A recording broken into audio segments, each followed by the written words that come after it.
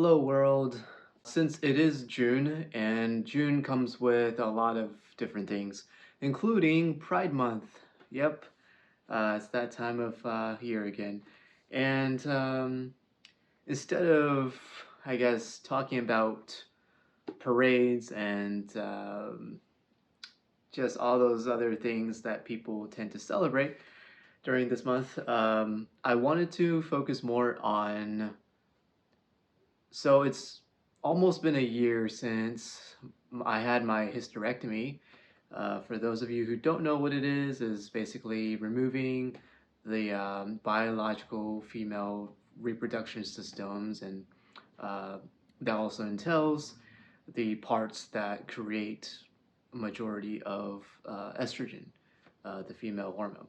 So I wanted to shed light on that because for most trans men, those people who identify as transmasculine or even just even non-binary these days, they'll start to consider that at some point in their transition. Um, some people may feel like, well, logically, it's the next step, right? I mean, once you get top surgery and the next surgical aspects of things, and I wanted to give out some pros and cons of my personal experience with this after about a year. It'll be a year at the end of July this year. So, how did I decide? Like, how did I just finally realize, okay, like, I need to get this done? I'm going to go through with a total laparoscopic hysterectomy. Um, well, let's give you the pros first. So, a few things that I've considered when I thought about it before surgery was one big pro was that I would never have to worry about the monthly cycles, where you bleed every month. No matter if I'm like off testosterone or if I'm still on it, that's great. But for any reason, or if I forget to take my gel, or if I was doing shots, the testosterone vials and needle, whatever it may be, and you may not have access to it. What if you lose health care? Whatever the reason, then the cycles would obviously return. Because the only thing stopping it is the testosterone. Higher level of it will um, push down the estrogen and prevent the whole cycle from starting every month. So that was one big reason. Because I didn't want to wait another 20 years of my life for that to end naturally. Um, so before I started testosterone and the whole medical transition, I used to have like intense depression, caused by mostly the cycles and bleeding and feeling like there's nothing I can do to stop that. And I didn't want to go on some kind of birth control pill or one of those other options that I had no interest in. And I was looking for more of a permanent long term solution. Eventually, I felt like I really needed that for my own mental sanity. And um, at some point, I felt that, okay, I've been on testosterone for a couple years by then. And just at some point, I started learning about what if my levels may not always be in the middle? What if it drops? Or what if I just don't want to be on such a high dose of this testosterone that I was putting in my body, right?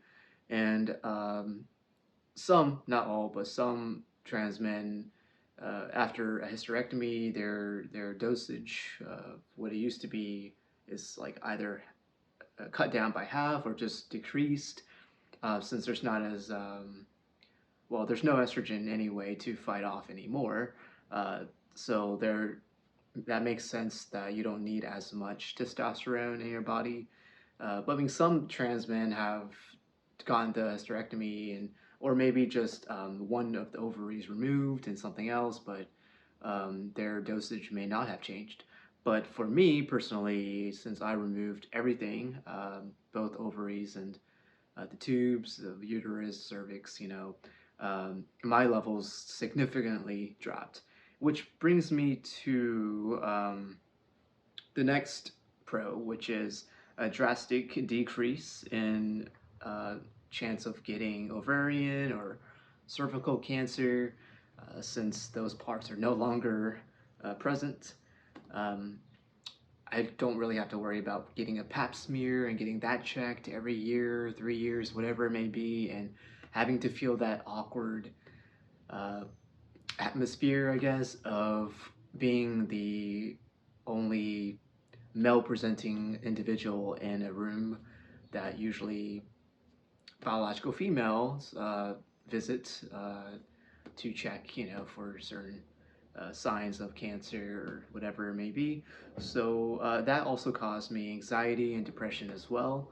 Whenever I had to do that, it was just freaking uncomfortable. I'm sure it is for many biological women as well, but especially for trans men, that is, let's just say, 3 times worse in that sense. And it's a very awkward situation. Even when I was in the OBGYN slash doctor's office, I was really the only like guy there that was there for me, and it just felt like I shouldn't be there. Almost, hmm, compared to like a bathroom situation, I guess.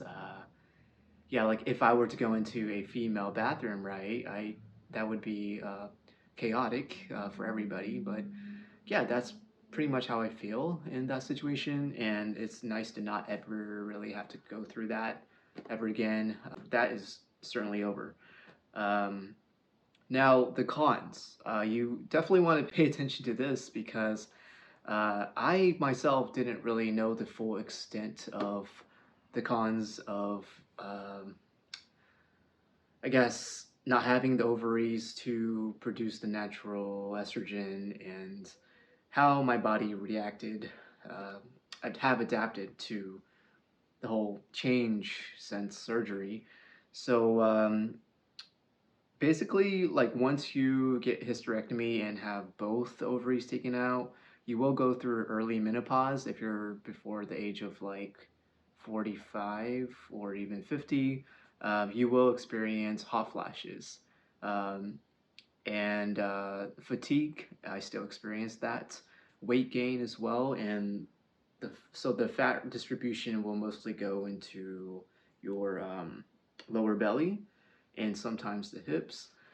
So for me, even though I went back on testosterone, after surgery, the hot flashes they were pretty intense the first month before I got back on testosterone, and then they pretty much simmer down to once in a while now.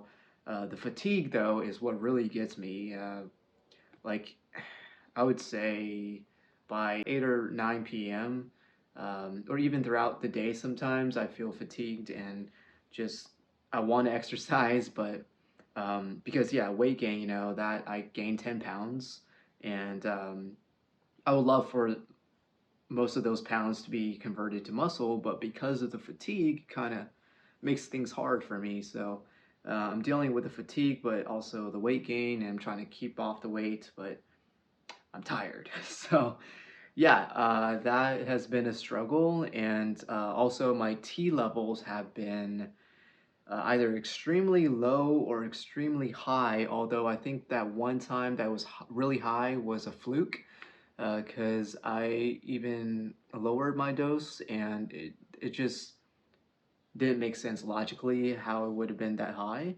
So next month I'm supposed to get it checked again. Hopefully it'll be more in the green or normal range. So that has been a headache, but I'm just gonna deal with it. And um, I figured that hopefully the symptoms of this menopause won't last forever. But I've determined that either way, whether I get hysterectomy or not, I'll still be on testosterone forever in order to maintain the muscle mass and the facial hair growth and uh, just like the energy as well, the libido. If I present as male and want to continue to feel confident, I feel like testosterone is a big factor in that sense. At first, I thought that at one point I wasn't gonna need it anymore, but as the older I got and everything, I'm like, yeah, I think I'll pretty much be on this for as long as possible unless there's an issue. But yeah,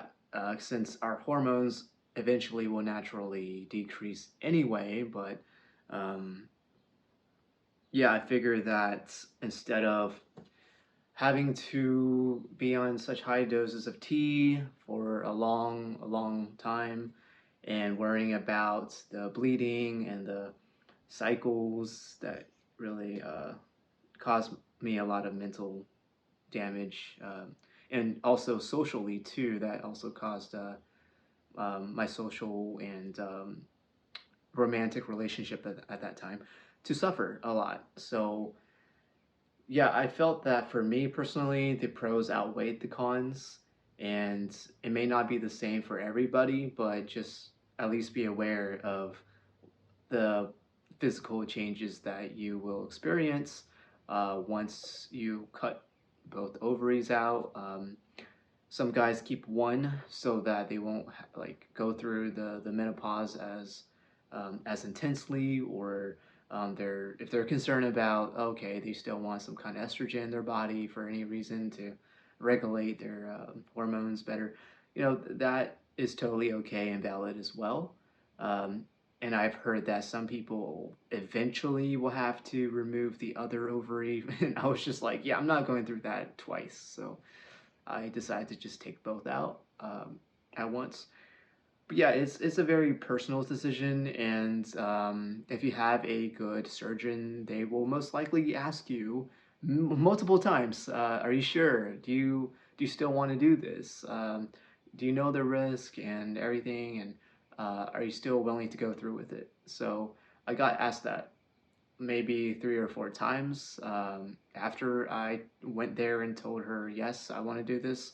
And they just want to make sure that you won't regret this. And because this is a decision that will be very permanent. And whatever may happen after that, that is all up to your body and for you to deal with. So you just want to be mentally, emotionally prepared.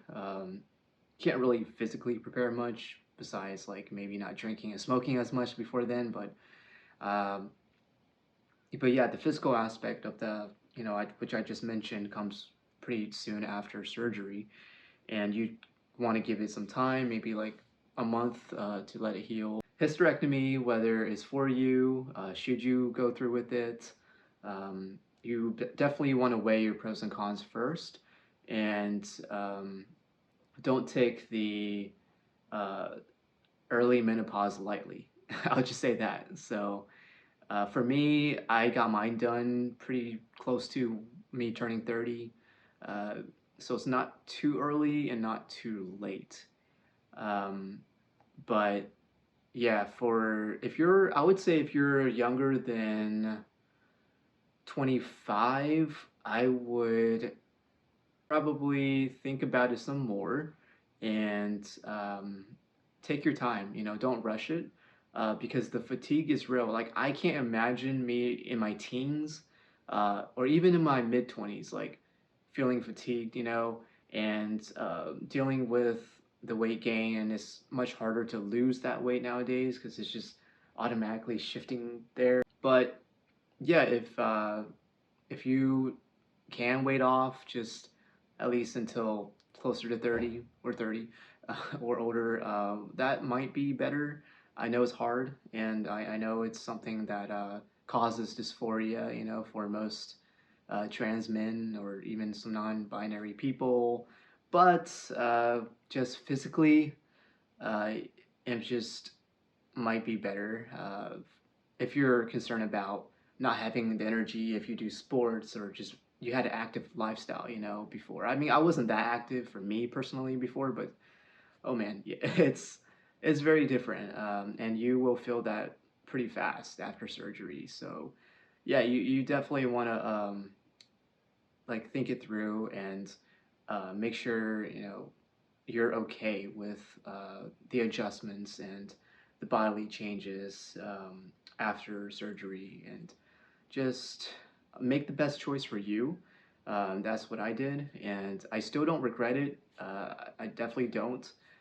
But I just wanted to kind of put out a upfront, honest, um, I guess, commentary or advice even for people who are considering it, and hopefully you do make the best choice for yourself and feel happier because it certainly helped me in that sense, and I never have to worry about all those things again that I used to worry about for well every month. So yeah, thanks for listening to my discussion here, and I wish you a safe and quick recovery if you are going through this soon or thinking about it. If you're not, then I wish you much patience with yourself and with your body, and just try to find some distractions of some sort if you're not able to, or you're thinking about waiting it off a couple more years. It's totally understandable, and you don't have to feel bad about it. You don't have to like rush yourself, and uh, just as long as you're alive and wake up every morning and feel thankful that you're still alive. I think just start the day with that. All right, that's it, and I'll try to maybe make more videos that might help other people sometime. I don't know when, but yep, that's it. Peace out.